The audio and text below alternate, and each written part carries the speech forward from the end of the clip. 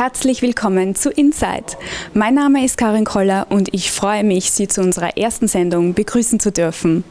Bei uns geht es rund um Lifestyle und Kultur und dazu begleiten Sie mich bis hinter die Kulissen.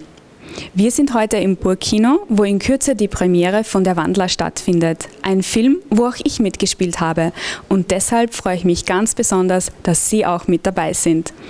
Und im Anschluss sehen Sie mich dann im Verein Seiryoku Ninjutsu beim Kampfkunsttraining im Pötsching im Burgenland. Vor 3 Jahren fiel die erste Klappe.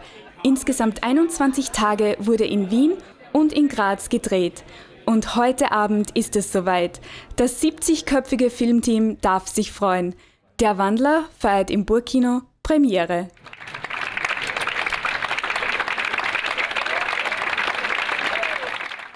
Der Film erinnert an einen 60er-Jahre-Krimi, in dem die Hauptfigur Manuel die Geschichte von einem Axtmörder liest, der auch Der Wandler genannt wird. Also die Frage war jetzt nach, wie der Film entstanden ist, woher die Idee kam. Also an und für sich ist die Idee, also es war die Geschichte so, dass wir 3 nicht auf einer gemeinsamen Feier waren, damals beim Clemens zu Hause, eben von einem Mann in einem Buch von einem Mord liest, der sich dann weiterspinnt, und dann kann ich mich erinnern, dass wir die ganze Feier über im Badezimmer von Clemens Wohnung gesessen sind und überlegt haben stundenlang, wie könnte das weitergehen, und schon die ersten Ideen gesponnen haben, und da machen wir das gleich beim Clemens in der Wohnung und am Gang und super, und so ist das eigentlich entstanden und dann immer weiter ausgebaut worden, bis dann letztlich eigentlich dieser 48-Minuten-Film Der Wandler entstanden ist. Und es war in der Küche, nicht im Badezimmer, nur als Berichtigung. Michael, wie würdest du den Manuel beschreiben? Den Manuel als Figur, der hat es halt nicht so leicht im Leben vielleicht, was einem so passiert, und die Gedanken, leicht paranoid wird er sein. Und vom Spiel jetzt her habe ich ihn einfach aus mir herausgenommen und geholt. Ich denke mal, prinzipiell ist das einfach für mich zumindest die richtige Herangehensweise, weil es ja am glaubhaftesten ist. Hoffe ich doch, ja. Wahrhaftigkeit. Ja. Eine Szene stellte das Filmteam vor eine ganz besondere Herausforderung. Ja, da gibt es die berühmte Zettelwirbelszene. Wie kann man Zetteln fliegen lassen in der Szene? Und wir haben dann 3 Windmaschinen, also 3 riesen Windmaschinen gehabt. Wir haben es probiert, wie ordnen wir die am besten an, von links, von rechts, von oben, von unten, und sind dann drauf gekommen, dass wir die in einem Halbkreis anordnen und das dann ausprobiert haben. 48 Minuten später steigt die Spannung noch einmal. Was sagt das Publikum? Sind eure Erwartungen von der Filmpremiere jetzt erfüllt worden? Absolut, würde ich sagen. Also ich bin sehr begeistert, also von der Publikumsreaktion. Auch schon viel gutes Feedback erhalten? Erstaunlich Gutes, ja. Also ich hätte durchaus mit mehr kritischen Stimmen auch gerechnet und habe mir gedacht, es wird so halb-halb sein, auch weil wir den Film ja vorher schon Test gezeigt haben öfter, aber bin jetzt wirklich sehr überrascht von den positiven Stimmen. Sehr toll, dass ihr den Mut hattet oder dass die Filmemacher den Mut hatten, den Film auf Schwarz-Weiß zu machen, und ich fand auch die Ausstattung sehr toll, also wirklich gelungen. Ich war beim Dreh ab und zu dabei, also einfach als stiller Beobachter, und was die Ausstattung geleistet hat, ist sagenhaft. Alle Veränderungen in der Raumtiefe sind alle auf der Schiene gefahren mit Fixoptiken und so, das ist Hollywood. Der Film jetzt auch in Schwarz-Weiß, The Artist in Schwarz-Weiß, wo soll das Ganze jetzt wieder hingehen? Was glaubst du? Naja, wir leben jetzt in einer Zeit, ich sage so, das ist wie der Historismus im Beginn 20. Jahrhundert oder Ende 19. Also es ist alles möglich. Man kann wie MTV schneiden, man kann aber ganz lange Fahrten machen. Man braucht natürlich auch Schauspieler, die dann die emotionalen Bögen so lang durchziehen können. Man kann mit den Farben spielen, man kann den Look verändern, es ist alles möglich. Aber es ist immer noch, die Geschichte ist immer noch der Star des Films.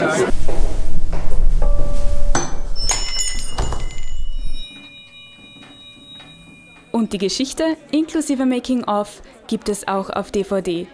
Mehr Informationen dazu finden Sie unter derwandlerfilm.at. Was ist jetzt deine erste Reaktion, nachdem du den Film gesehen hast? Ja, also als Darsteller ist es immer schwer, sich selber zu sehen, aber, also zumindest für mich, aber coole Bilder, schöne Momente, ja, spannend. Da kann ich mich nur seiner Meinung anschließen.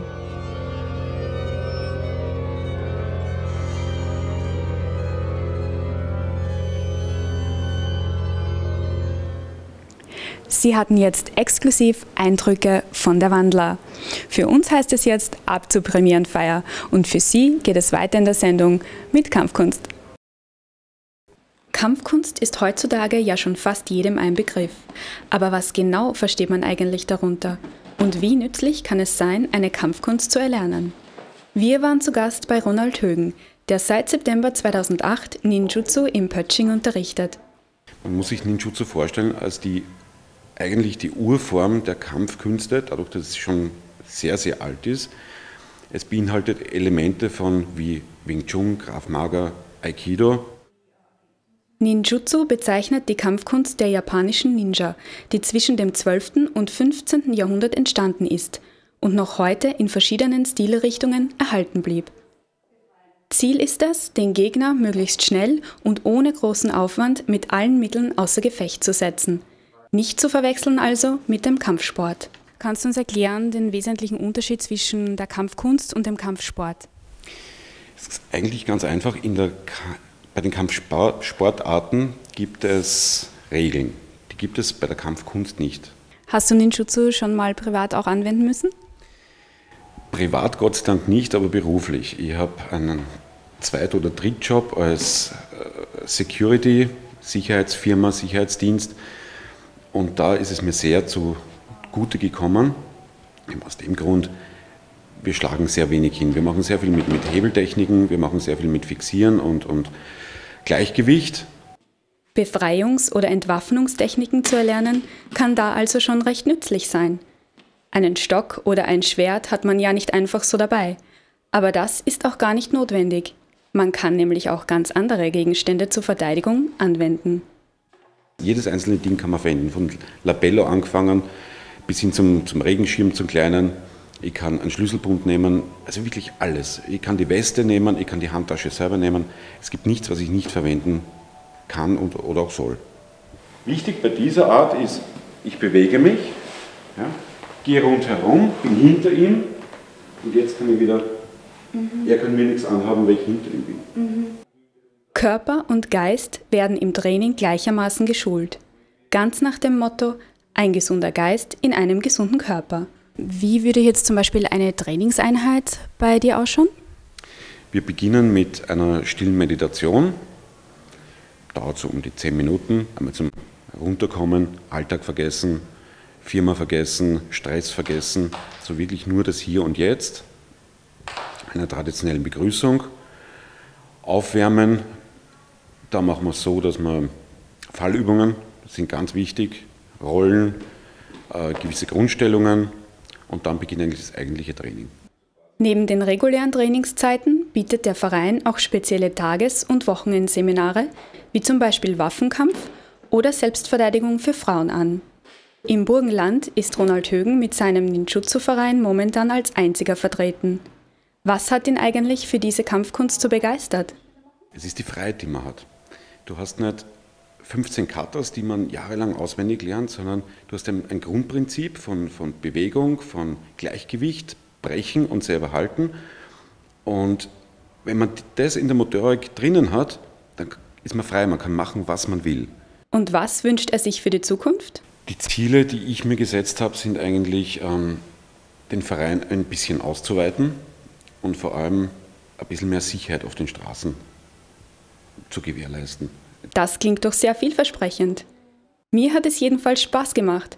Und wer möchte, kann sich selbst auch gerne bei einem Schnuppertraining überzeugen. Das war's auch schon wieder heute bei Inside. Ich freue mich, Sie nächstes Mal wieder begrüßen zu dürfen. Freitag, 11. Mai, Hüttengaudi bei der Almrauschparty in Zillingtal. Samstag Sternmarsch und die Schützenträger mit einem Feuerwerk der Blasmusik. Menschenlandschaften, Poesie in Farbe und Metall und andersartig im Kunsthaus Rust, Werte, die bleiben.